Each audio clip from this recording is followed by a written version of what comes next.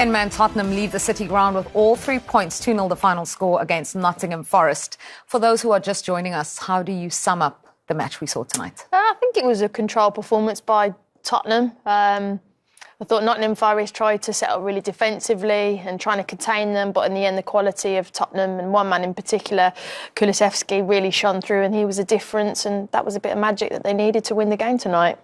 What do you think, Tim? I didn't see where the goals were going to come from. I really didn't. They started creating a couple of chances once Bissouma's got sent off from set pieces, but I couldn't see where they were going to score. I like Morgan Gibbs-White, I really do, but not enough support to Elanga. He tried his best, but he was thickening up the midfield as well. They got overrun all over the pitch. I mean, they dominated possession, Tottenham. They controlled the game from start to finish, in my opinion, created more chances and had more firepower. The cutting edge was there for them. Kulusevski, Richarlison, he's hitting some form now. He's got some confidence back.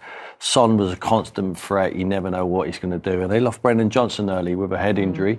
So they had to make a change. But Kulusevski just shifts to a position. Oliver Skipp comes into the midfield area and it was seamless. So it was really efficient and really they cruised to a victory tonight. Just one shot on target in the entire match for Nottingham Forest. A match you thought they did fairly well and did what you had suggested in the beginning, which was contain Spurs for much of the first half until the 47th minute, in fact. Well, look, if you're going to go toe-to-toe with Tottenham, you're probably going to get beat with the firepower they have. So they simply went with the back five, tried to keep it nice and tight at the back.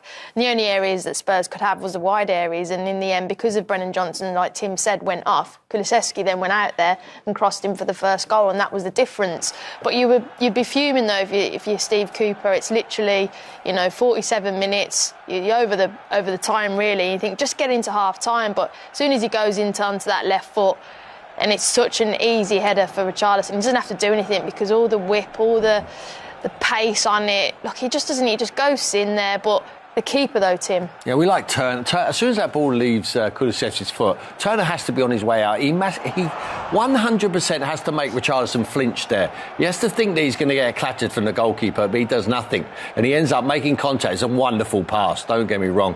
It's a lovely cross. Trajectory of it, the pace of the cross. And he's 4 yards out when he heads that. That ball's come 30 yards into the box. The goalkeeper has to come and punch everything there.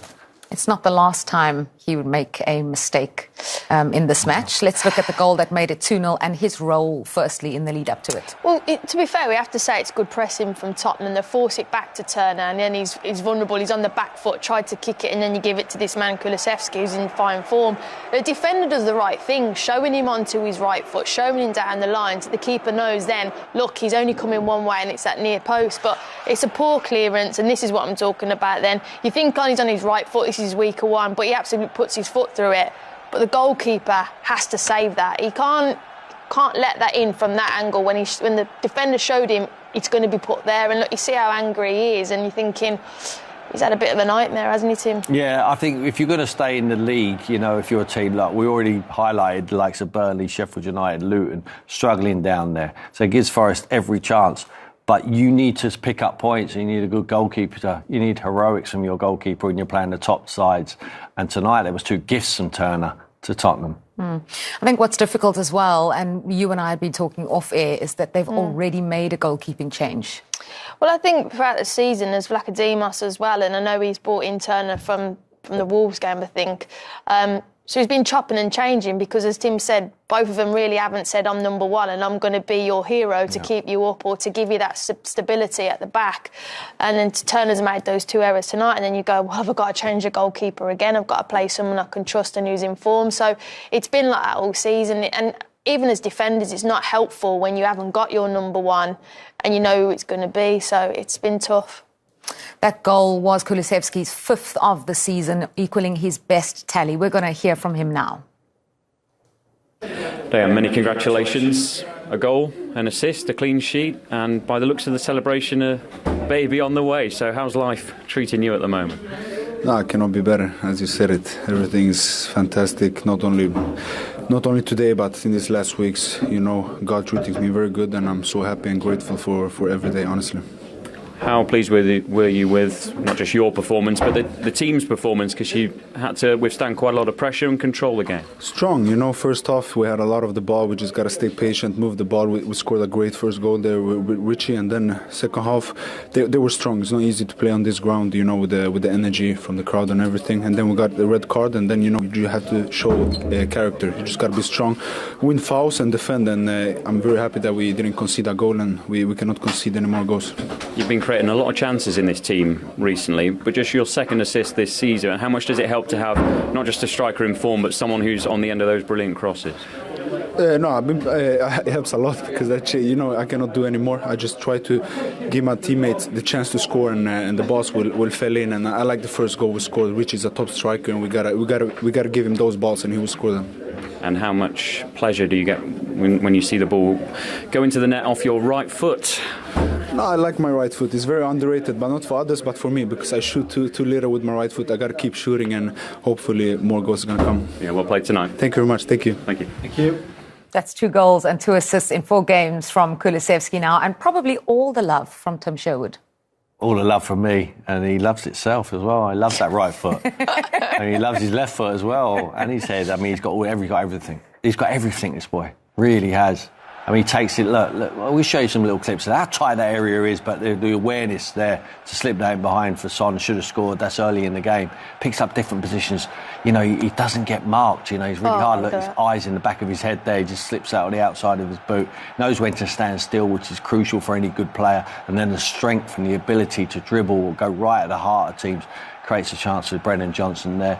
He's got wonderful ability, you know, and this is his favoured position really, but he can come inside like we saw there, or like with the goal, he comes on the outside. You don't know which way he's going to go. This is the fantastic cross for the Richarlison goal. The pace of that cross is magnificent. It's just impossible to mark, and when you stand next to this kid, he's 6'3". He is built like a boxer. I mean, you wouldn't want to get close to him. He'd just push you away. I mean, he smashes that with his right foot, and he loves that right foot. He can lose that mask as soon as he wants, but it's working for him at the moment. I love this kid. I think he is top drawer, and I think when Maddison's back, I think Bissouma, when he gets back finally from his rest, from the suspension, I think him, Kulusevski and Maddison will play either side of him, and Tottenham will be even more exciting to watch if it's possible. You keep saying lose the mask. I think the fans love it. You saw the kid he gave his shirt to have the mask on as well. I think it might stay for a little while longer. But Kulusevski, in a moment where Spurs needed someone to step up and provide that creativity, he's really put his hand up. Well, he's a manager's dream, because we saw in those clips that if teams want to defend you in the central areas, you'll go and play out wide, and then he can put those crosses in. If they want to go and block you out wide and double tick, you'll just go and roam. And to be fair, that is Tottenham, though. They're all fluid and they'll all move and they're all able to play in different positions. But for him in particular, the best number 10s have to be able to stretch, play in pocket spaces and play out wide. He has got that, and that's what you need, an all-round complete player that you mentioned. But you have to have those 3 elements, and he's got it. And if he keeps working on that right foot, you keep thinking, show him on his left. No, you can go on his right. He's unpredictable, which is what you need, really. I could show you some fantastic clips of him out of possession.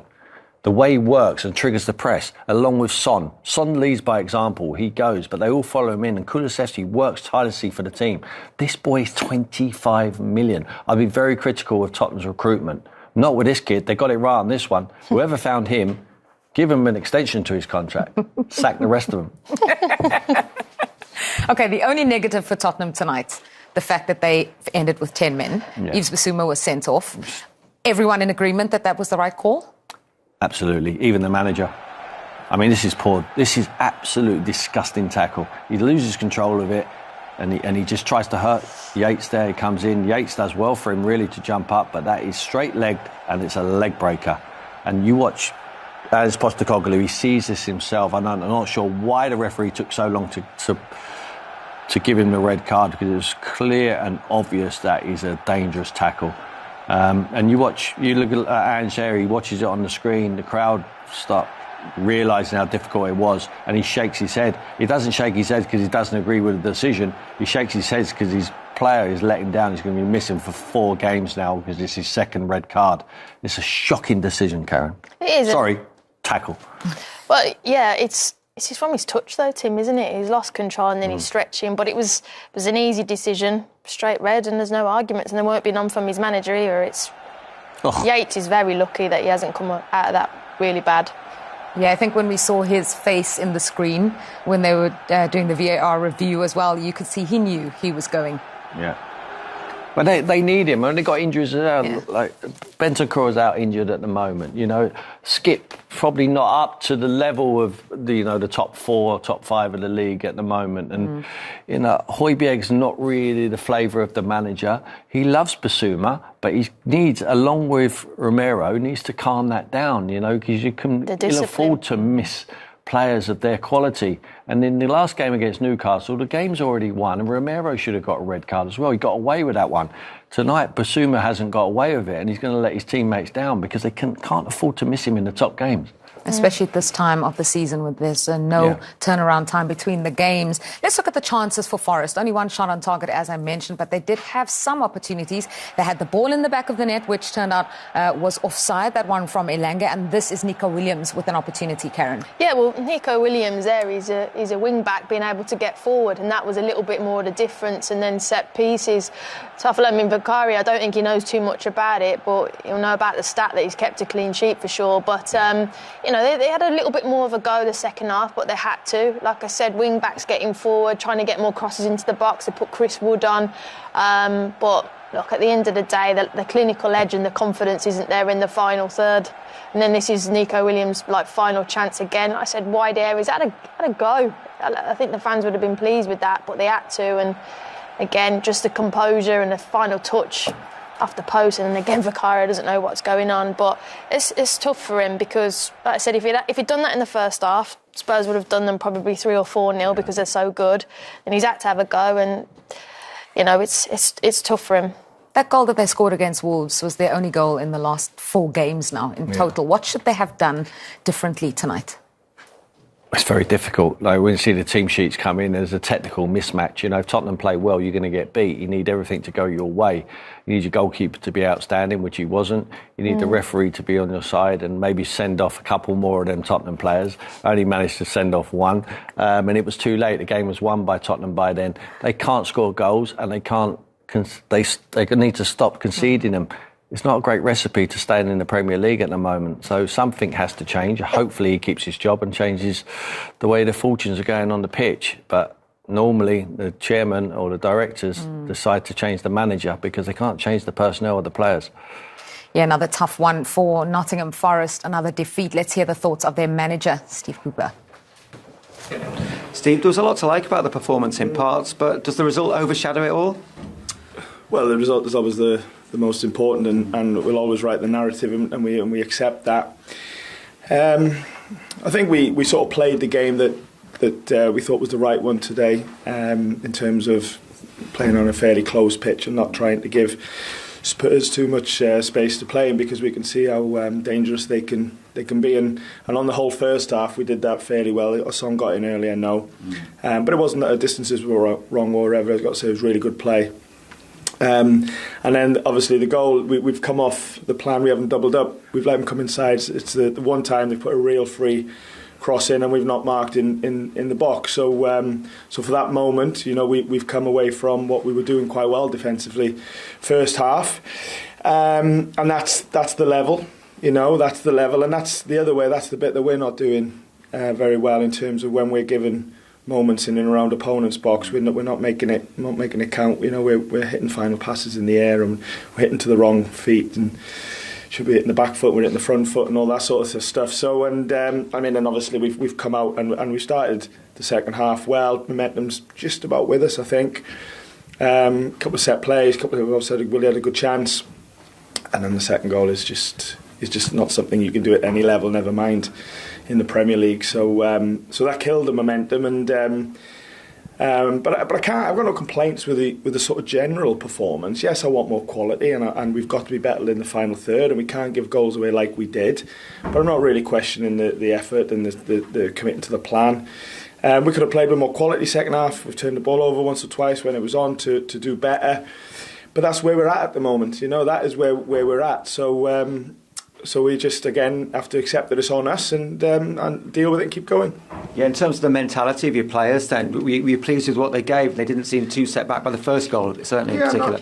Not questioning sort of that at all. Questioning a little bit of composed heads in sort of defining moments in the final third where we really want to create a proper chance, or if we got a shot, we really want to score and all that sort of stuff. And that's the quality that you need. There's no doubt about that. But in terms of effort levels and commitment and trying to get back in the game when we're losing, there's no, and never, apart from the game at Fulham, there's never any complaints with that. But this is a level where you've got to at certain moments show real moments of quality, and we've not managed to do that.